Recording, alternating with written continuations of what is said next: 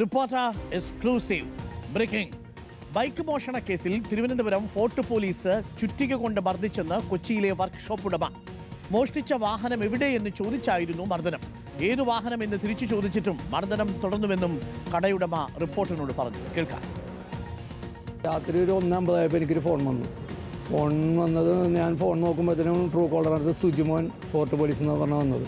അപ്പോൾ പോലീസ് എന്നുള്ള രീതിയിൽ നമ്മൾ മെക്കാനിക് ആയതുകൊണ്ട് ഞാൻ ഫോൺ എടുത്തപ്പോഴത്തേനും എന്നോട് പറഞ്ഞു, നീ എവിടെ ഉണ്ടോ ഇപ്പോൾ പെട്ടെന്ന് ഇവിടെ വരാമെന്ന് പറഞ്ഞു. അപ്പോൾ ഞാൻ ദേ ഇപ്പോൾ വരാമെന്ന് പറഞ്ഞു.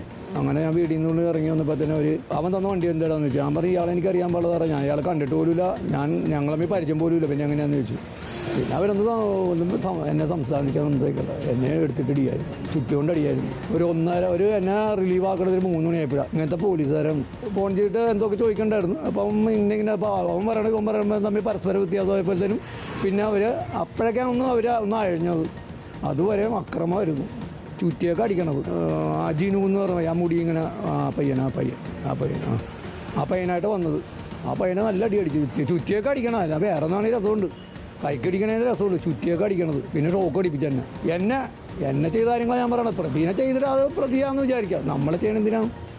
അല്ലെങ്കിൽ നമ്മളോട് ചോദിക്കാം, ഇവിടെ എടുത്തിട്ടുണ്ടോ? ഇല്ല, അവർ പോകാം. നമ്മളങ്ങനെ ഉണ്ടാക്കണ സാധാരണ പോലീസുകാർ. ഇതാണ് ഇത് വരുമ്പോൾ തന്നെ അടിയാണ് പറയുന്നത്. ഞങ്ങൾ തിരുവനന്തപുരം പോലീസുകാരെന്ന് പറഞ്ഞാൽ അടിക്കണത്. പ്രേക്ഷകർക്കറിയാമല്ലോ, ഈ കേസിലെ പ്രതി ജിനുവിനെ ഫോർട്ട് പോലീസ് വളരെ ക്രൂരമായിട്ട് കസ്റ്റഡിയിൽ വെച്ച് മർദ്ദിച്ചു എന്നൊരു പരാതിയുണ്ട്. ജിനു കഴിഞ്ഞ ദിവസം അവശനിലയിൽ ആശുപത്രിയിൽ ചികിത്സ നേടിയിരുന്നു. മർദ്ദിച്ച പോലീസുകാർക്ക് വീഴ്ച സംഭവിച്ചു എന്ന ACPയുടെ റിപ്പോർട്ടുണ്ട്. ജിനുവിന്റെ വൃക്കകൾക്കും പേശികൾക്കും ക്ഷതമേറ്റിട്ടുണ്ട്. പ്രതിയെ തിരുവനന്തപുരത്ത് നിന്ന് പിടികൂടിയതായി ഉദ്യോഗസ്ഥർ വ്യാജരേഖയുണ്ടാക്കുകയും ചെയ്തു എന്നാണ് ACPയുടെ റിപ്പോർട്ടിലുള്ളത്.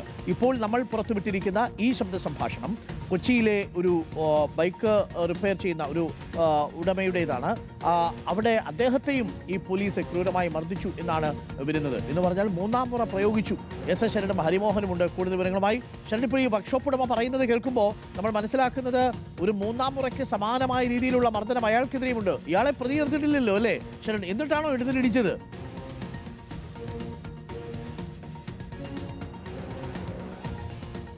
അരുൺകുമാർ, അത് തന്നെയാണ് ഏറ്റവും പ്രധാനപ്പെട്ട കാര്യം.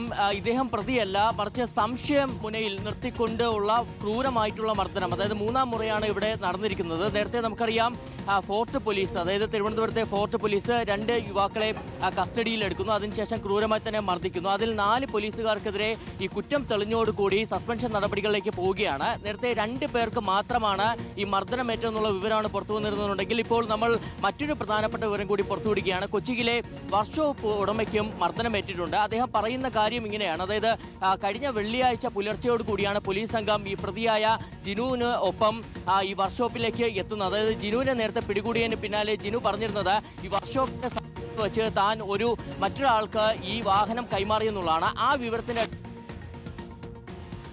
അതിനുശേഷം ഈ വർക്ക്ഷോപ്പ് ഉടമ, അതായത് വർക്ക്ഷോപ്പ് നമുക്കറിയാം പുലർച്ചെ സമയമാണ്, അതുകൊണ്ട് തന്നെ അദ്ദേഹം ഉറക്കത്തിലായിരുന്നു.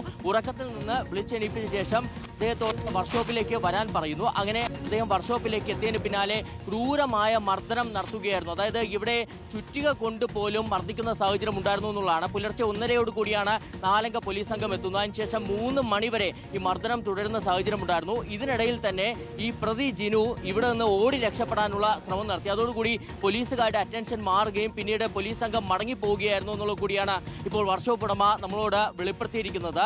ഇതിൽ തന്നെ അദ്ദേഹം ഇപ്പോൾ വന്നിരിക്കുന്ന നടപടി, അതായത് 4 പോലീസുകാർക്കെതിരെ സസ്പെൻഷൻ നടപടി ഉണ്ടാകുമെന്ന് പറയുമ്പോൾ അതിന് വളരെ ആശ്വാസകരമായിട്ട് ഉള്ള കാര്യമായിട്ടാണ് പറയുന്നത്. അദ്ദേഹത്തിന് മർദ്ദനമേറ്റതിന്റെ പാടുകൾ ഈ സ്ക്രീനിൽ വ്യക്തവുമാണ്. നമ്മൾ അതിന്റെ ദൃശ്യങ്ങൾ കൂടിയാണ് പുറത്തുവിടുന്നത്. അദ്ദേഹത്തിനെ ചുറ്റുക കൊണ്ട് മർദ്ദിച്ചതിന്റെ പാടുകൾ അദ്ദേഹത്തിന്റെ സംസാരിച്ചത് കൊച്ചിയിലുള്ള വർക്ക്ഷോപ്പ് ഉടമയുമായിട്ടാണ്.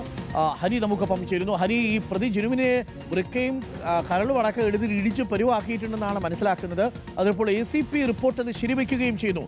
ക്രൂരമായ കസ്റ്റഡി മർദ്ദനമാണ് നടന്നിരിക്കുന്നത്. ഉടൻ നടപടി പ്രതീക്ഷിക്കാം അല്ലേ ഹരി? അരുൺ, നമുക്ക് ലഭിക്കുന്ന വിവരങ്ങൾ പ്രകാരം ഇന്ന് തന്നെ നടപടി ഉണ്ടാകുമെന്നുള്ളതാണ്. കാരണം ജിനുവിൻ്റെ അവസ്ഥ വളരെ ഗുരുതരമാണ്. ഇപ്പോൾ തിരുവനന്തപുരം മെഡിക്കൽ കോളേജ് ICUവിലാണ് ജിനു ഉള്ളത്. ഇന്നിപ്പോൾ ഡയാലിസിസ് നടക്കുമെന്നുള്ളതാണ് അറിയാൻ കഴിഞ്ഞത്. കാരണം അത്രത്തോളം മർദ്ദനമേറ്റിട്ടുണ്ട്, അവർക്ക് കാര്യമായ ക്ഷതമുണ്ട് എന്നുള്ളത് തന്നെയാണ് മനസ്സിലാക്കാൻ സാധിക്കുന്നത്. ഒപ്പം തന്നെ ജിനുവിനോട് ഒപ്പമുണ്ടായിരുന്ന ഉണ്ണിക്കും പരിക്കേറ്റിട്ടുണ്ട് എന്നുള്ളതാണ്. ഈ 3 പോലീസുകാർ എറണാകുളത്തെത്തിക്കൊണ്ട് ജിനുവിനെ മർദ്ദിച്ചുവെന്നും പിന്നീട് തുടർന്ന് തിരുവനന്തപുരത്ത് ഫോർട്ട് പോലീസ് സ്റ്റേഷനിൽ എത്തിച്ച സമയത്ത് ഗ്രേഡ് SI ആയിട്ടുള്ള ശ്രീകുമാറും ജിനുവിനെ മർദ്ദിച്ചതായിട്ടുള്ള വിവരമാണ് ACPയുടെ അന്വേഷണത്തിൽ കണ്ടെത്തിയിരിക്കുന്നത്. അതായത് ഫോർട്ട് പോലീസ് സ്റ്റേഷനിൽ കൊണ്ടുവരുന്ന സമയത്ത് ഈ ഗ്രേഡ് SI ആയിട്ടുള്ള ശ്രീകുമാർ ജിനു വന്ന പാടെ മർദ്ദിക്കുകയായിരുന്നു എന്നതടക്കം തെളിയിക്കുന്ന ചില രേഖകൾ, ചില CCTV ദൃശ്യങ്ങൾ പോലീസിന്റെ പക്കൽ ലഭിച്ചിട്ടുണ്ട്. അതായത് സ്റ്റേഷനുള്ളിലെ CCTV ദൃശ്യങ്ങൾ പ്രകാരം ജിനുവിന്റെ മുടിക്ക് കുത്തിപ്പിടിച്ച് മർദ്ദിക്കാൻ ആരംഭിക്കുന്നതായുള്ള ചില ദൃശ്യങ്ങൾ പോലീസിന് ഇതിനോടകം ലഭിച്ചു കഴിഞ്ഞു. അതിന്റെ അടിസ്ഥാനത്തിലാണ് ഈ കൊച്ചിയിലേക്ക് പോയ 3 പോലീസുകാരല്ലാതെ ഗ്രേഡ് SI ആയിട്ടുള്ള ശ്രീകുമാർ കൂടി ഇതിനകത്ത് കുറ്റക്കാരനാണ് എന്ന് അന്വേഷണത്തിൽ കണ്ടെത്തിയിരിക്കുന്നത്.